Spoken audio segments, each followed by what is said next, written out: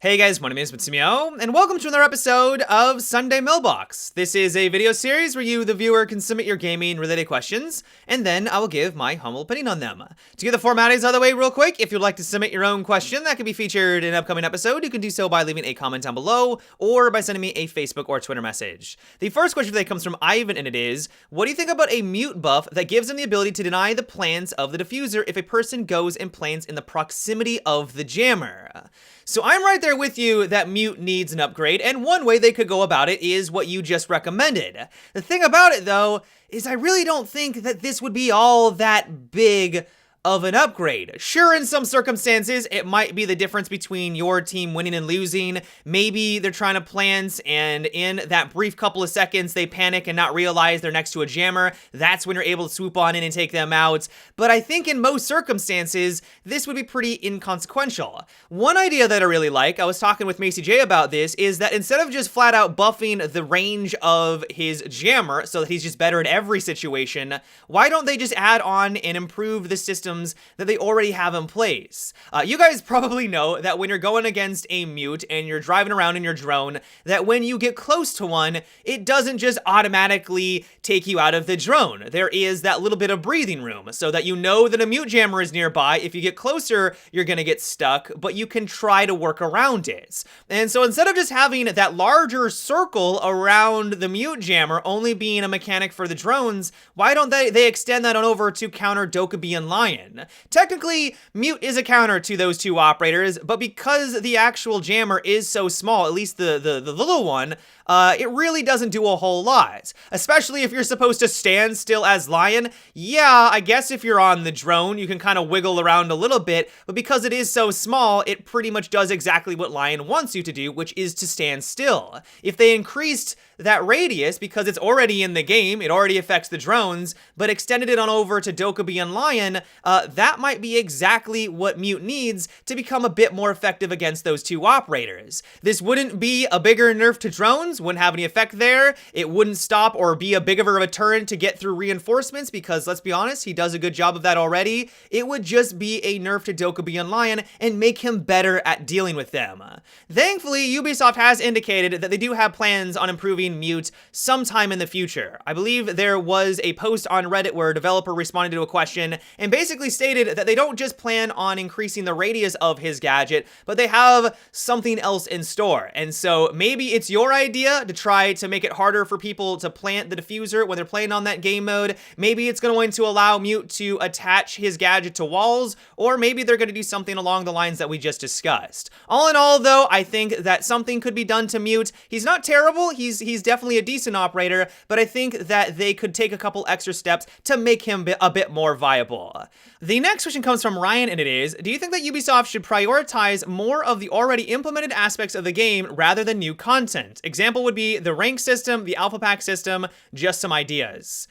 I'm not opposed to this at all. Admittedly, I am someone who loves new content. I want more content as fast as they'll give it to me, but I also understand that they may eventually need to take a step back to focus on the core gameplay and focus on the infrastructure to make the game better in the long term.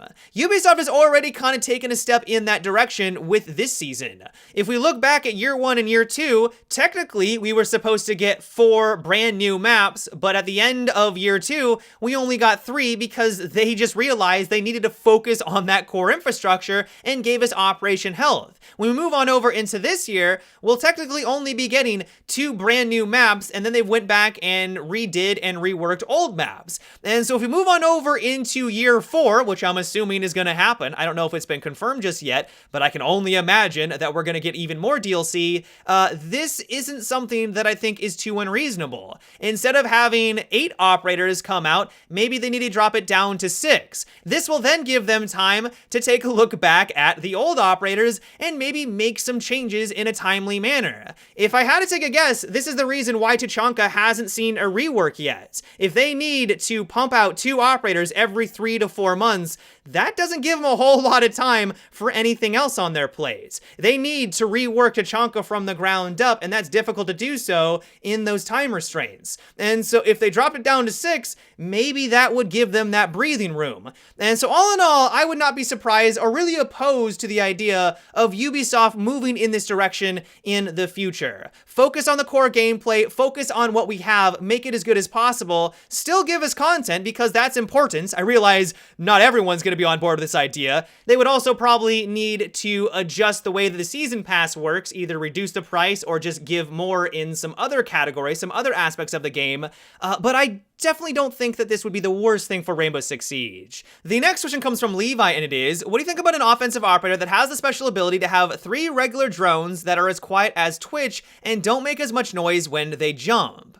I'm actually kind of surprised that Ubisoft hasn't given us more drone variety, especially considering ever since this game has released, they've introduced loads of defensive operators that are all about gathering information. There's Valkyrie, Echo, Maestro, Legion kind of fits in this category. I know he's not a camera operator, but if you do his job right, you're going to be able to figure out where people are coming from. They just introduced Clash, but for the offensive side, you've got Twitch, and she was a vanilla operator. Now, I know some people might say, well, if you're going to say that Clash is an information gatherer, well, then they've got Montaigne for the offensive team, and that's a good argument, but at the same time, you would have thought by at this point, we would have seen more drone variety, or at least some other ways to gather information for the offensive team. And so at least with regard to your suggestion, I think it's an interesting one. Not necessarily the coolest operators, like, hey, what do you do? I've got this awesome gadget that allows me to get through wall reinforcements. What about you? Well, I got 3 quiet drones. Like, it's not flashy. It doesn't really do it much different from what we have right now, but it could be that tool to allow you to get into the objective room, figure out where people are located, and of course, take advantage of that information. Another really cool operator idea that I really like is someone that would act kind of like Capitao, where they're able to launch a camera through a wall, it sticks on the other side, and then you kind of have a camera on the other end, so you can figure out what's going on. As long as it was sort of silent, you could either shoot this from above, below, through a wall, and then you have a good idea of what's going on in that room. The one thing they would need to be cautious about, though, is that while I do like the idea of having more operators like this for the offensive team, defense really doesn't have a lot of ways to be able to identify where these cameras might be positioned because they're so quiet and to take care of them. Offense, while I know I just said it doesn't have a lot of information gathering, they have a lot of tools to be able to take out specific gadgets. You've got Twitch, IQ, Thatcher, loads of different operators to deal with those situations, and that's not really the same for the defensive side of things. Maybe that's the reason why things work the way that they do right now, is because they want to have that distinction between the 2 different groups. And so overall, I like your idea. It may not be flashy, it may not be the coolest operator idea out there because it's very simplistic, but I definitely would like Ubisoft to look into more of these drone-specific operators for offense. The next question comes from Cole, and it is, how would you feel about shields like Clash or Monte having the ability to use their shields in full extension to show people back a couple meters? Give them a chance to create some space when they can't access melee or their secondary. I have never heard this idea before, and it's kind of interesting. Now, admittedly, this probably shouldn't be an ability available to Clash. Her biggest weakness, and really the way that you take her out, is by closing the gap and trying to melee her shield. If she could push you away, like, you're never going to be able to deal with her. Like, she would be the ultimate operator at stopping people to get or plant the diffuser. You get close, she pushes you back, she slows you down, and then she makes a call out like, hey, we got someone directly in front of me, and then they take advantage of that. Like, that would be too much. As for Monty, though, as long as they were able to figure out the button layout, because console only has so many buttons to work with, that could be a cool, interesting addition into the game. He would then be more about crowd control. They're trying to push on in, be aggressive. Well, Monty, instead of just standing in the doorway, could just shove them back a couple of meters. They're trying to run on by. Well, then just kind of boop them into the wall really quickly. Like, that could add in some versatility into Monty that he doesn't really have right now. All in all, though, I will fully admit this probably wouldn't have that much of an impact on the game in the long term. Like, the more I think about it, like, yeah, it could be a cool novelty, but then really would it be all that useful? Would it just be more of a nuisance for the defensive team to have to deal with because now they're just getting shoved around? Like, do we really want to have that kind of mechanic? One thing that Ubisoft has always prided themselves on is the freedom of movement. You always feel like you're in control of your character. Well, now if you're getting, kind of pushed around a little bit, then that takes that away. And so while it's an intriguing idea, I'll give you that. I've never gotten a question like this for Sunday Mailbox. I don't really know if this is needed for Rainbow Six Siege. But yeah, guys, that is about it for today's episode of Sunday Mailbox. I hope you enjoyed.